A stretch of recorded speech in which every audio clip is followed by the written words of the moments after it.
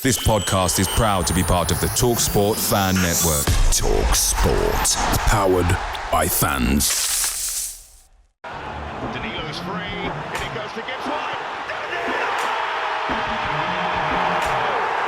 First time we've seen them attack them, and there's Francis! Well, that's what I wanted to see Robinson do. Taylor one, he scores! And the City ground goes ballistic! Here's Bob Williams. He's through here!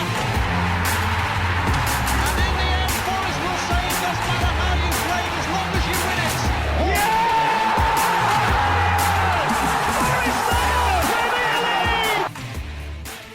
Hello, welcome back to Red Side of Trent for the fan preview. Joining me to discuss Forest's trip to the Etihad. I don't know if you've heard, they're treble winners, Man City, and returning guests from last season, Amos Murphy of the CityReportPod. Amos, how are you, pal? Are you all right?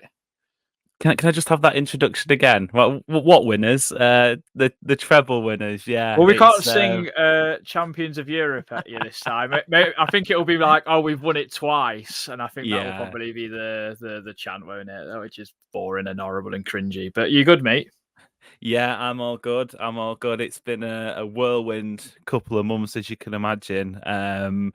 Really enjoying life and the football. So yeah, I'm delighted to be back. Well, since we last spoke, Forest snatched a draw, and Ilkay Gundogan claimed we were the catalyst for your, I don't know, rampage, I'd say, on England and Europe. So, how's that been since that game, really? Because I mean, that must have been some sort of journey that you've been on. It's funny. I remember after that game at the City ground where it was 1-1. I think for most people's money, City were probably the better team. Forest hung in fantastically. You know, a few missed chances from Haaland and whatnot. But then obviously Chris Wood pops up in the 80-odd minute. I can't remember exactly, but towards the end of the game and snatches a 1-1 draw. Since then, literally from that game, it was all sort of all hands down, beating pretty much everything that came in front of us. The only games we didn't win in that sort of last part of the season were either after the league was confirmed against Brighton and Brentford, or in Champions League two-legged games. So thank you, Forest, basically, because it was that performance which pretty much turned City's season around.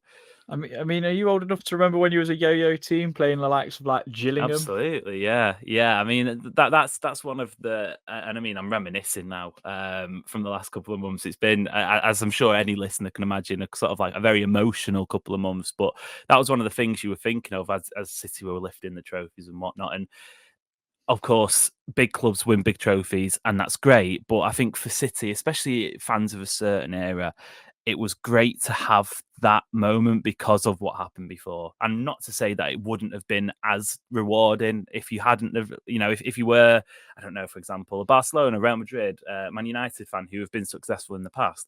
But it was that sort of, we were down there, we're now up here. And yeah, it was a really fun last few months of the season, as I'm sure anyone can imagine.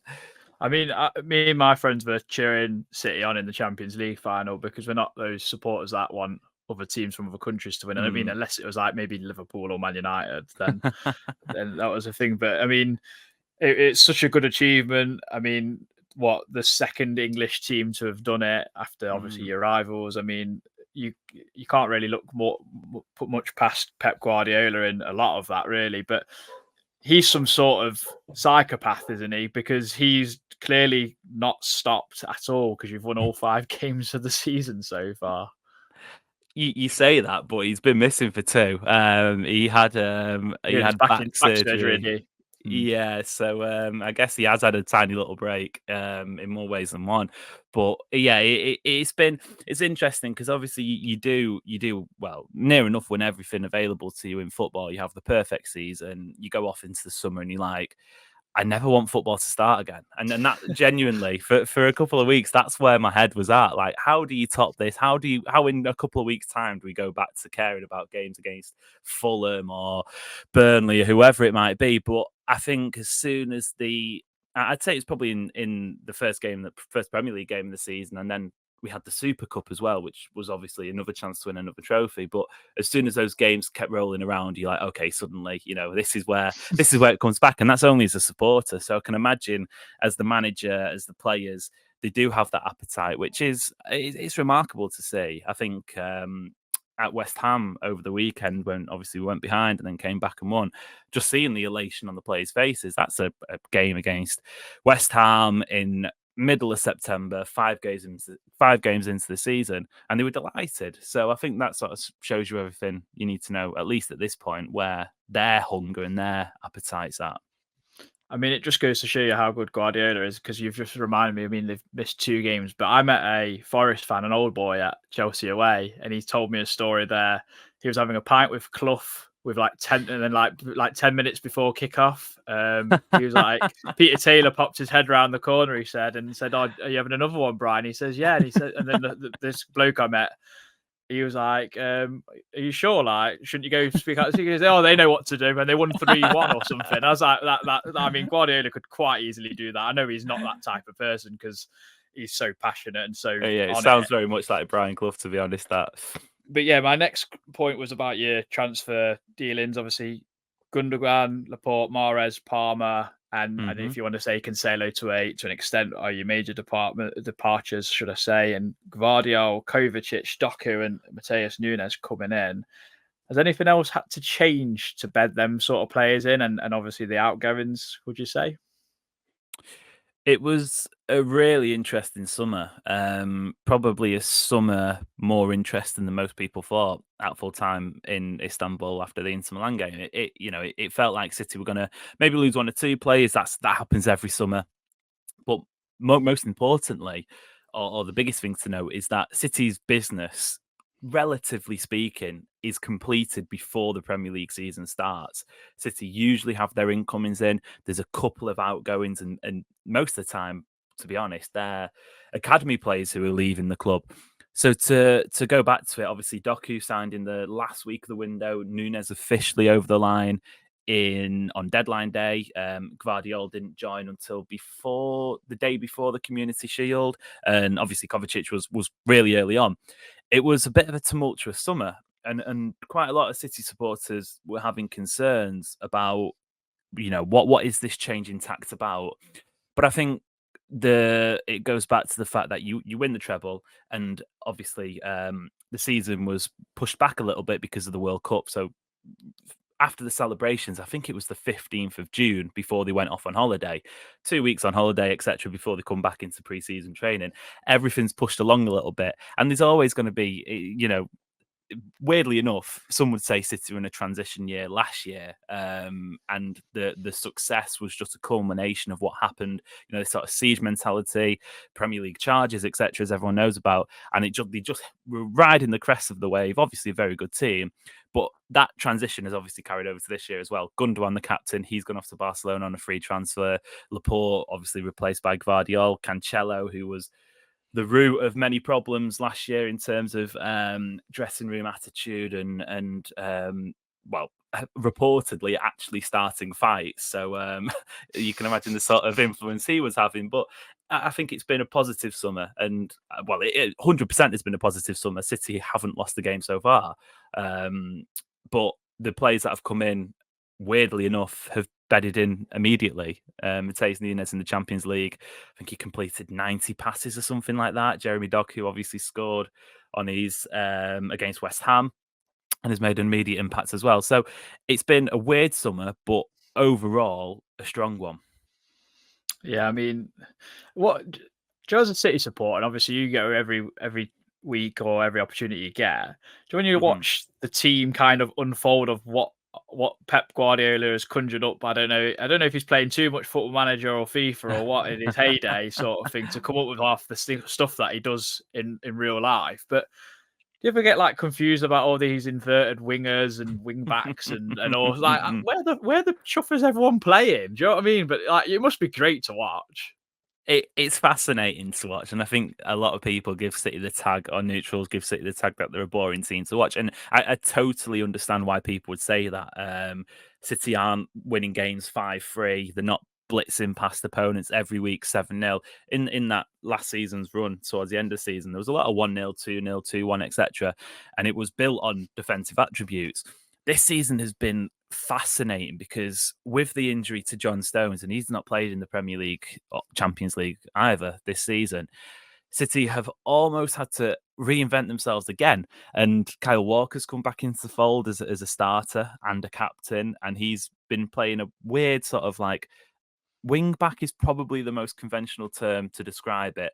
Probably closer towards a right wing position. Phil Foden is nominally on the team sheet a winger, but he's playing in sort of the gap between where a midfielder would be and a winger would be. So I guess you could say inside forward is probably the term for that one. So it does feel like a real education whenever you get to watch City, because it is, I think if you look at some of the heat maps, it's just a blob. There's no rhyme or reason to it, to our minds anyway, to us mere mortals, but obviously it makes sense to the players and the manager. I mean, John Stones was, I couldn't have told you where he played in that Champions League final, but he was phenomenal. I don't think he did. He was the best player on the pitch other than maybe Rodri, and even Rodri said you were below standards, to be fair, in his interview afterwards. Yeah. The other thing that made me laugh, and I have to bring it up, is Kyle Walker's obviously extension contract video with the whole mix of Wolf of Wall Street and then you guys celebrating us beating Arsenal, which is, I mean, it's all neutral love, isn't it, at the moment? Yeah. But another thing I got to ask you, Kevin De Bruyne obviously went off in the first 20, 30 minutes of the Burnley game.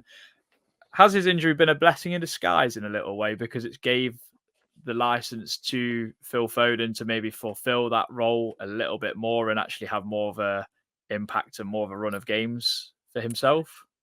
Absolutely. It's interesting you say that, because I did a show after the Red Star win in midweek, and we said that ourselves in the sense that you never want to lose a player of Kevin De Bruyne's quality, and it is objectively a bad thing to have happened. But at the same time, it's given City a chance to wane themselves off his reliability, in the sense that last season, for a chunk of the campaign, it felt like Haaland and De Bruyne were tasked with doing something incredible. It was up to those two. And if that didn't happen, a little bit like at the City ground, a game against Tottenham Hotspur away from home, which we always lose anyway, so it doesn't make a difference. But it was like De Bruyne spamming crosses into Haaland after he came on the bench. It was inventless. There was nothing about it. It was poor at times, obviously, relatively speaking. But with his injury this time around, Foden has been able to have a bit more license in that position I spoke about before.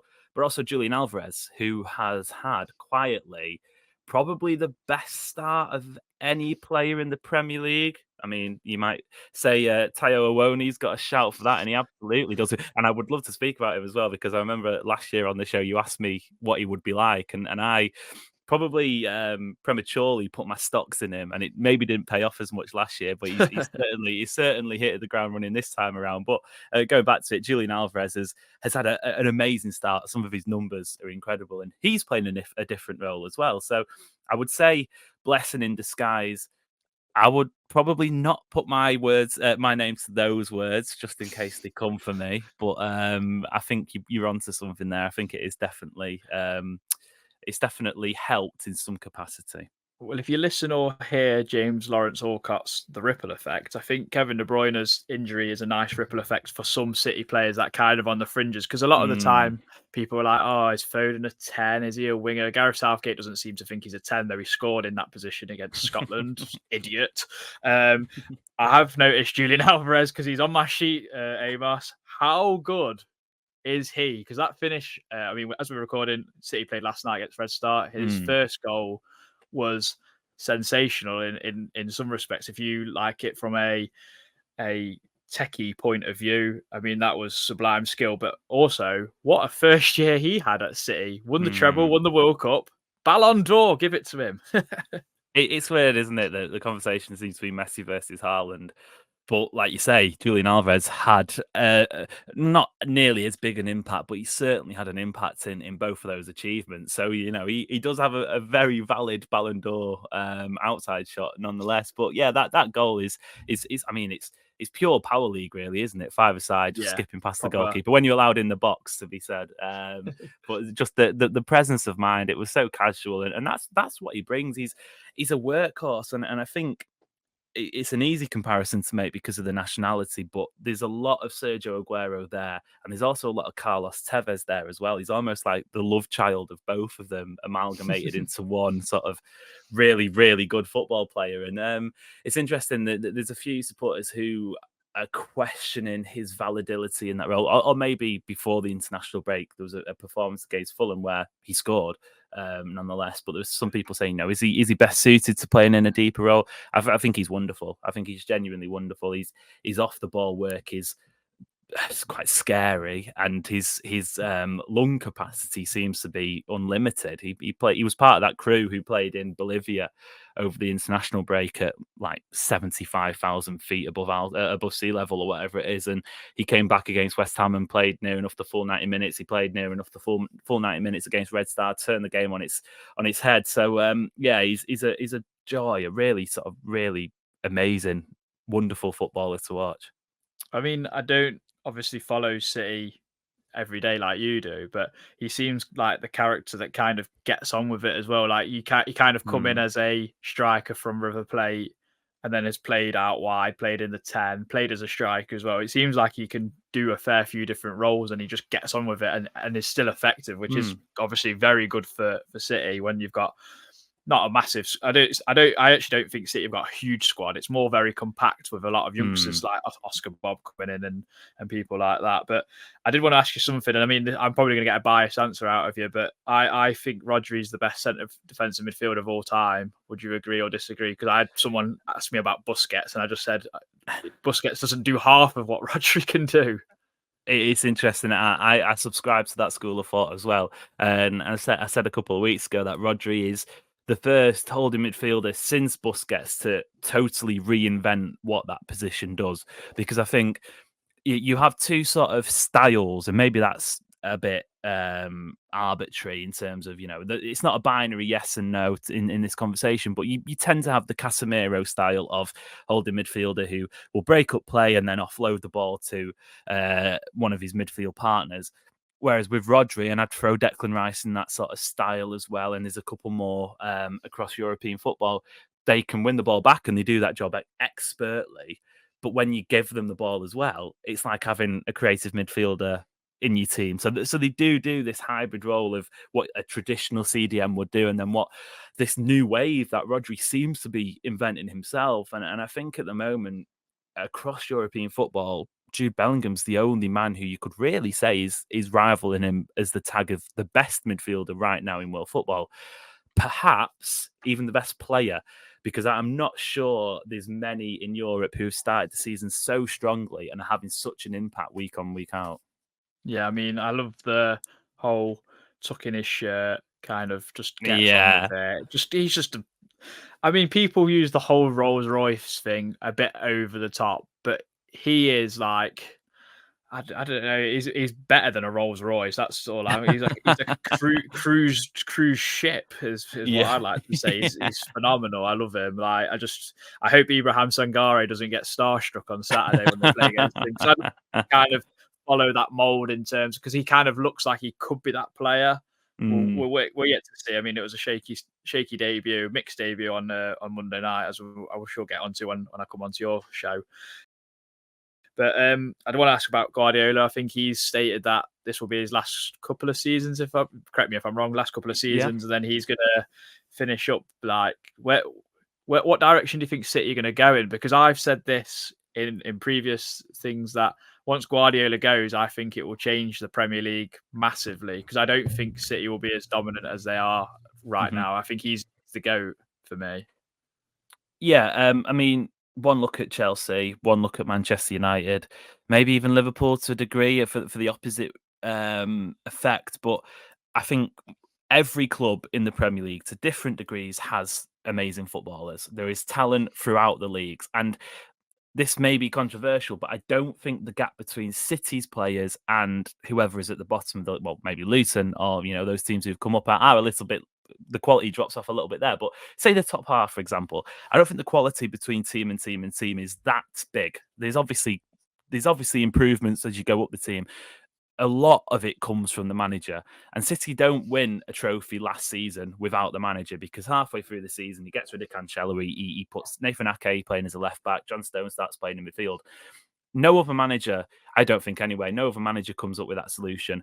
And on top of that, no other manager comes up with that solution and has the players' confidence to go out and do it and put it into effect. That's what you get with Guardiola. And as soon as he leaves, I have absolutely no doubt the league gets tipped on its head.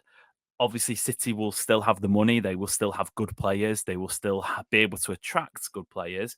And I think long-term speaking, that's why the Champions League win was so important, because it helps build the legacy while Guardiola is still here. You're now attracting players to come and play for a European champion or a former European champion, as opposed to trying to get them to buy into this idea of, one day we'll do it, one day we'll do it. And if Guardiola leaves, that becomes harder. But I absolutely agree. Whenever he leaves, he's got 2 years left in his contract. There is an outside talk that he may extend again, although I'm not sure how legitimate that is at the time of speaking, but certainly and I think a lot of clubs in the Premier League towards the top end are hoping that day comes sooner rather than later, because it does seem like it's relentless at the moment. Yeah, get him gone.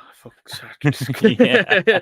I mean, I think it'll be interesting to see who's linked. For me at the moment, top of my list, if I'm a City fan, is Roberto De Zerbi. I just think he's done such a good job. I mean, I thought Potter was good at Brighton. This guy is something else. And then even watching Company's team, Burnley side, Viers on Monday, I thought I was really impressed. Thought they're a really good side, and I think they'll be all right.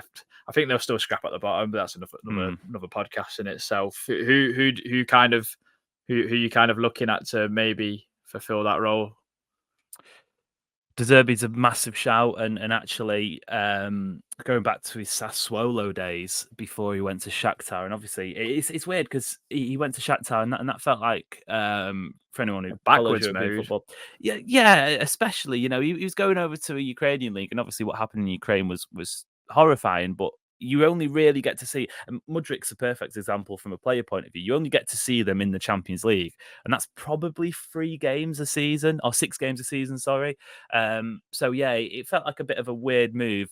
He's been kind of blessed in the sense that he's been able to go to Brighton and have such an impact. His teams are frightening.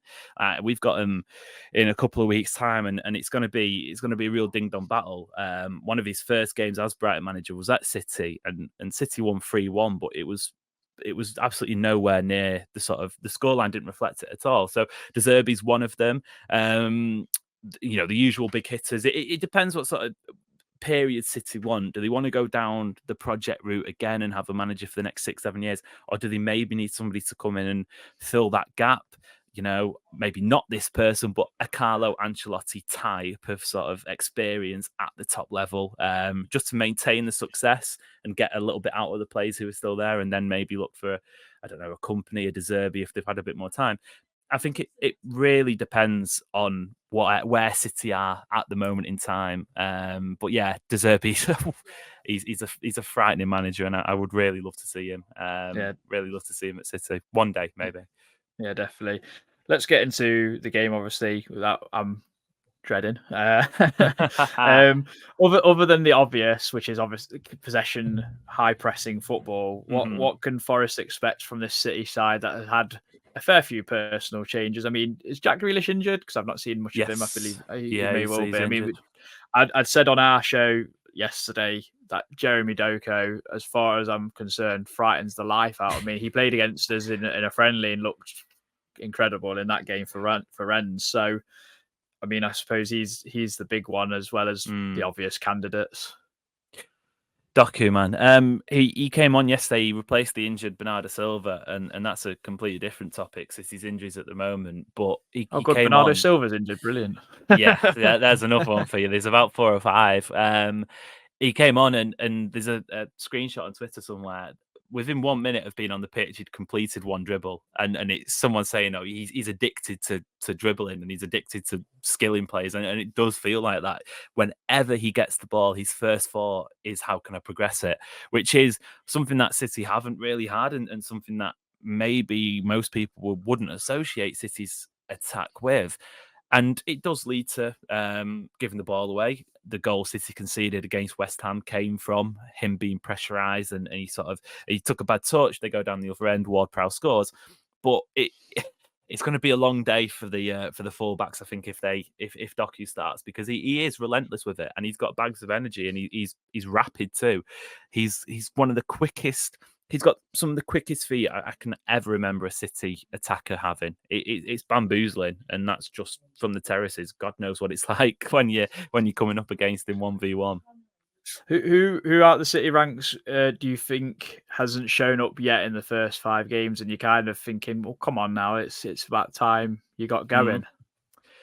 This is going to sound ridiculous. Erling Haaland. Genuinely, the fella's got 7 goals this season, but especially crap. Crap, yeah, but yeah, let's say that. But against Red Star, he had 6 shots, and don't get me wrong, the goalkeeper, who's ironically called Glazer, had a fantastic game, and probably the best performance from a Glazer in Manchester ever. But Erling Haaland had 6 shots, obviously didn't score. Against West Ham, he had something similar and got that goal late on. Keepers have been playing incredibly well against him. I think that's fair to say. But at the same time, he could have had, genuinely speaking, I think, realistically, he could have been on 13 goals by now already this season. And that's, not even taking into account all of his chances he's had. So, yeah, 7 goals isn't enough for me in 6 games. You're going to have to improve it, Big Earl. He was on like double figures at this time last season, I'm sure. So I think he's a little bit behind the projection, isn't he? And the XG or whatever you want to call it. But what have you made of Forest start to the season? Incredible. Well, maybe had you won against Burnley, it would have been incredible. But I think you look at that start, and it is a daunting prospect playing Arsenal, Chelsea. Well, maybe not Chelsea, but Arsenal, Chelsea, Man United. Well, maybe not Man United, but I think Forest have equally played into United's downfall with that game. Obviously, it didn't come away with anything, but made United look a bit amateur. But you look at those games and you say at this time of the season to have the points that Forest have got is wonderful, and especially considering last year was all about retaining that position in the league, and that second season can sometimes bring about its own challenges, a little bit of complacency, a little bit of working out. You maybe lose the novelty of Premier League matches at the City Ground, albeit by what it sounded like on Monday night. I don't think that has been the case, or at least not yet so far. I guess the question will be for Forest how they go about games against the likes of Burnley, because they seem to be a team who are wonderful in the bigger matches, which is interesting heading into Saturday. But when you do have a game against a team who've just been promoted, like you were last season, it is a different dynamic when it comes to playing against the bigger teams.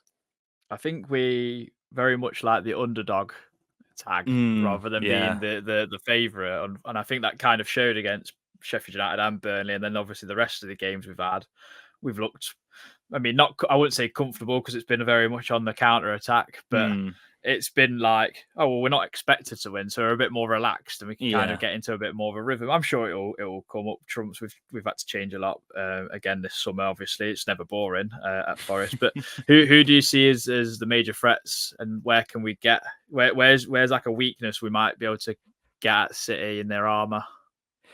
Yeah, I'll be honest. So far this season, City have defended really well. I'd say against West Ham, the biggest issue was set pieces, and that sounds, a cliche coming against a big team away from home. You've got to have your set pieces, but West Ham had 3 or 4 chances, especially in the first half, where they looked daunting, they looked threatening from set pieces. Edison had to make a wonderful save. I think Kurt Zouma had a header as well that maybe just went wide. So set pieces is going to be a big one.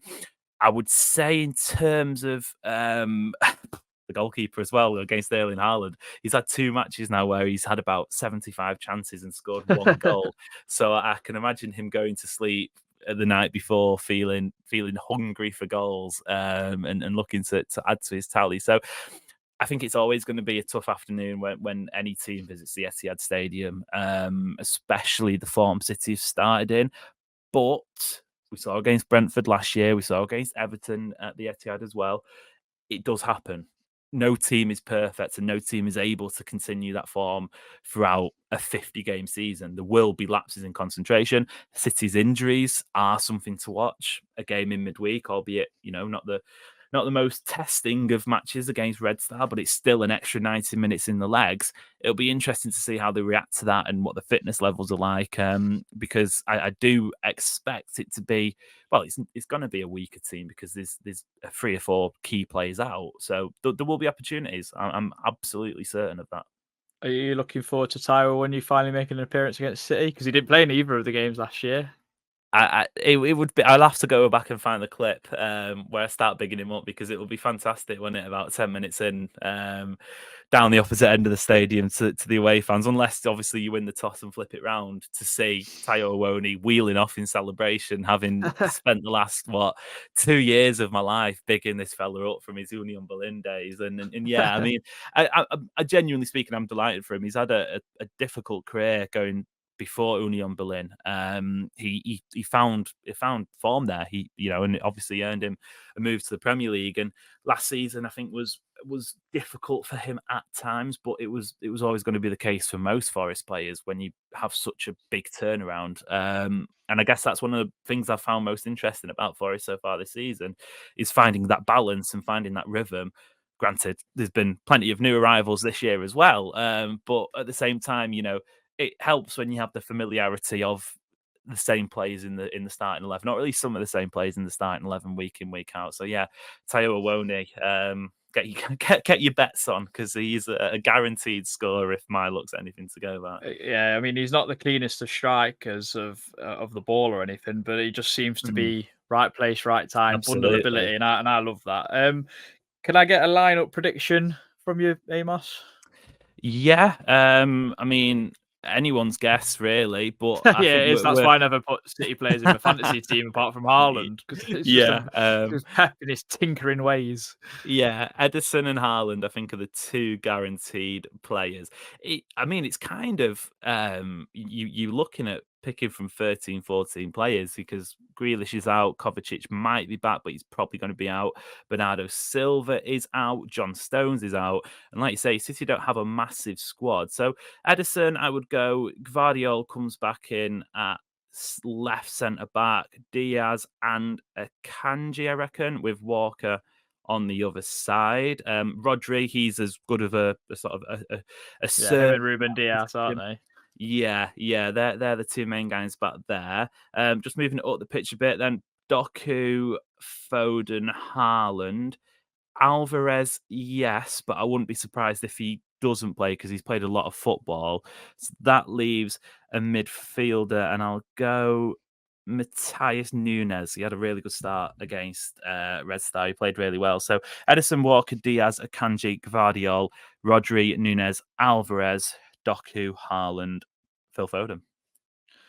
Oh, it's terrifying, isn't it? At least the bench is slightly weaker. I mean, then it's like the under 14s. I think it against West Ham. You named 2 goalkeepers, only 5 outfield players. So that says a lot, doesn't it? Like, how kind of tight it. How stretched you are. I mean, I thought you might throw in like a 15-year-old or something just to take the Michael a little bit. But what's your score predictions as well, Amos, before you go? Okay. Do you want my pessimistic one or the realistic one? I do. It's fine. We're realistic on here. Whereas realistic, I reckon. You know what? I reckon City haven't. I said City have defended brilliantly so far this season, but they have conceded some sloppy-ish goals. So I reckon Forest will score. I wouldn't be surprised. It seems to be the pattern of play since the international break that Forest take the lead. I would probably still, though, expect City to bounce back. And the last 3 games, what has it been? 3-1, 3-1. Let's go 3-1 again. I can see that playing out. But again, I wouldn't be surprised if at full time it is a 1-1, a 0-0, maybe not a 0-0, but a 2-2, something like that. That'd be amazing. Yeah, maybe even a Forest win. Who knows? Just because of the way Forest have played against big teams so far this season, I've been massively impressed with it. And they're looking strong.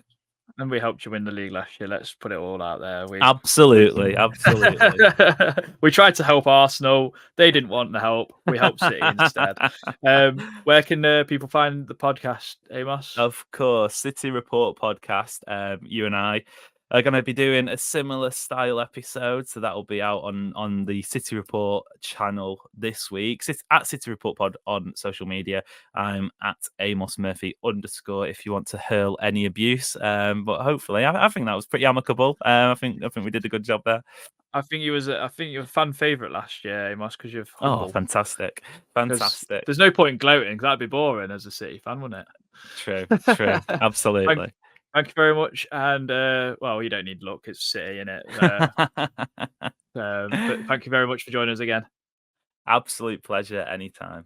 This podcast is proud to be part of the TalkSport Fan Network. TalkSport. Powered by fans.